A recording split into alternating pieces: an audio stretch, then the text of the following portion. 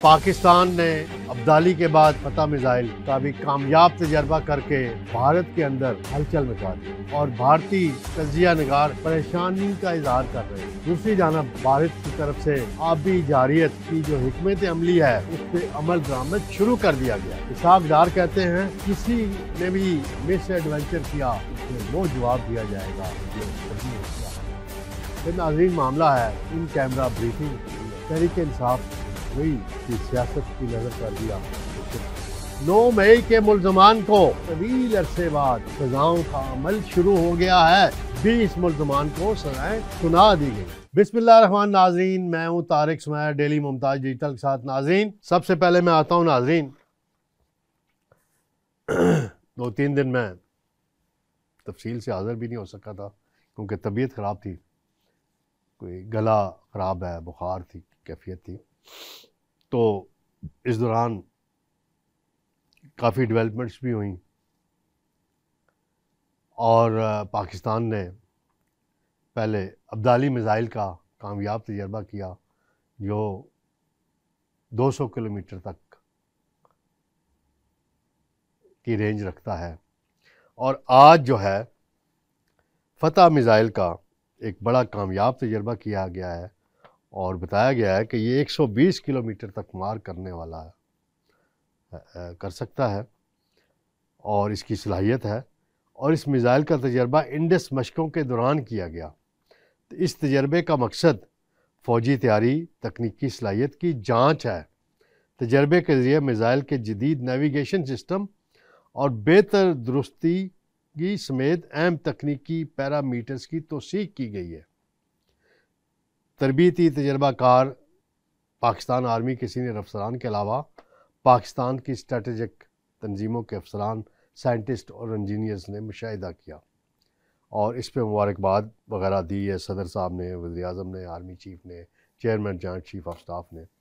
तो ये एक बड़ा अब्दाली के बाद और अब फतह मिसाइल तो पाकिस्तान जो है दिफाई लिहाज से जो टेक्नोलॉजी की हवाले से है, एक तो रवायती हथियार होते हैं वो माजी की जंगों में होता रहा है, अब इसके तकाज़े थोड़े बदल गए हैं जंग के।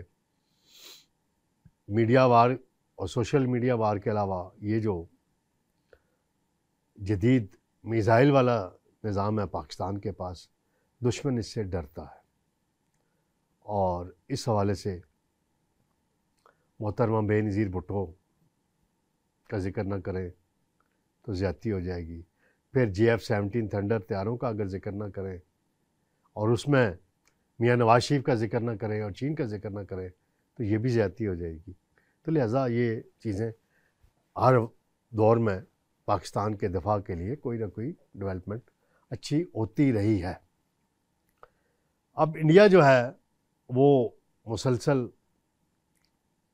धमकी अमेज़ रवैया अपनाए हुए है और उसने 29-30 अप्रैल की रात को, दरमियानी रात को, जब आज़ाद तारण का बयान भी आया था शायद उन दिनों में, उन्होंने हमला करने की कोशिश की राफेल तैयारों के ज़रिए।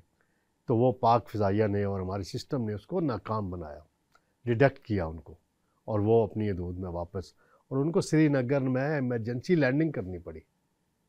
तो ये देखें ना कि ये पाकिस्तान ने एक सक्सेसफुल स्टोरी तो है ना, हमारी एयर फोर्स जो है सक्सेसफुल स्टोरी तो है ना, हमारा निज़ाम में खामियां माजी की दूर की गई हैं और बेहतर किया गया है। तो ये बड़ा उस हवाले से हमारे लिए हौसला अफजा बात थी। फिर सफारती महाज पे तो चीज़ें चल रही हैं, सलामती कौंसल का इजलास भी पाकिस्तान बुलवा रहा है और उसमें भी बताया जाएगा। इसाक डार साहब कहते हैं कि हम पहल नहीं करेंगे, अगर किसी ने की तो फिर ऐसा रद्द अमल देंगे कि याद रखा जाएगा। पाकिस्तान अलर्ट है, फ़ौज अलर्ट है, हमारे इदारे अलर्ट हैं। तो ये सारा उन्होंने बयान किया है। फिर गुज़श्ता रात नाज़रीन एक इन कैमरा ब्रीफिंग थी, DGISPR जनरल अहमद शरीफ और वज़ीर इत्तलात अता तारण और बाकी तमाम सियासी जमातें थी तकरीबन सिवाय एक सियासी जमात के।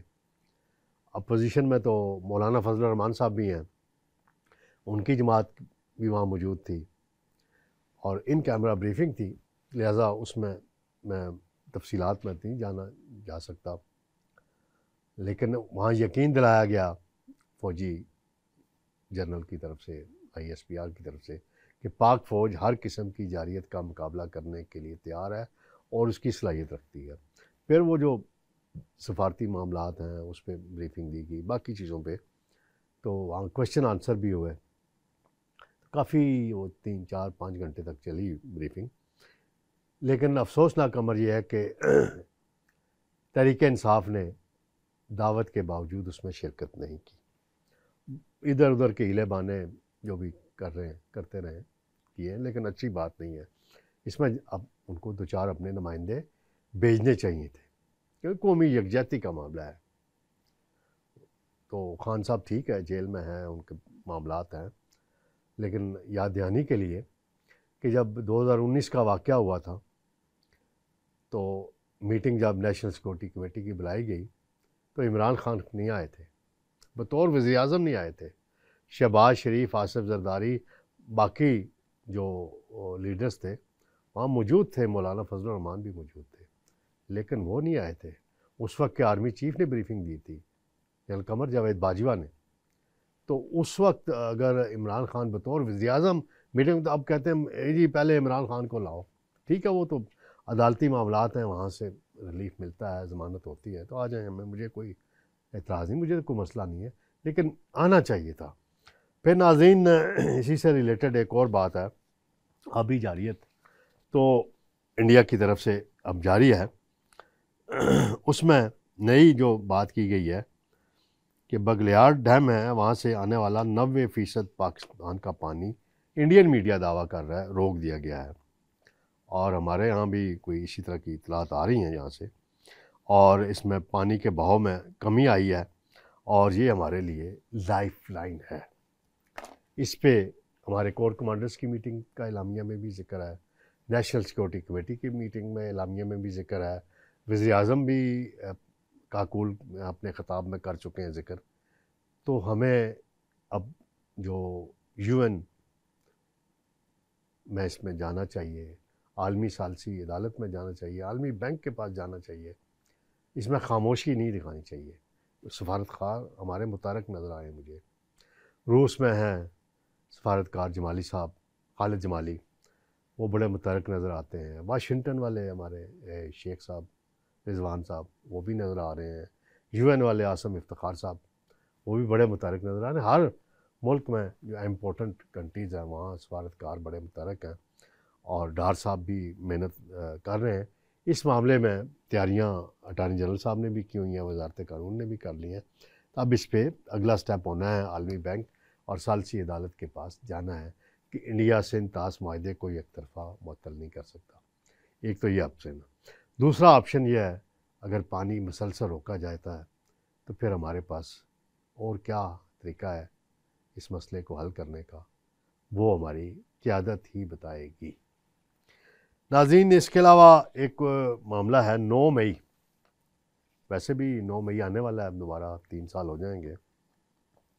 तो रावलपिंडी की इंसदाद दहशतगर्दी अदालत है, उसने 20 जो PTI के कारकुन थे, मुलज़म थे, उन्हें सज़ाएँ सुना दी गई हैं।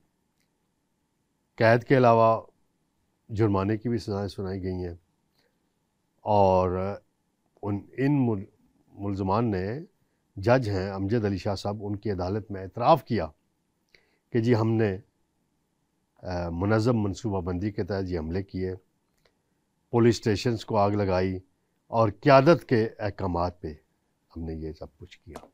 तो ये तवील अरसे बाद ये सिलसिला अब शुरू हुआ है सज़ाओं का। अब देखते हैं आगे चल के सूरत हाल क्या रुख इख्तियार करती है।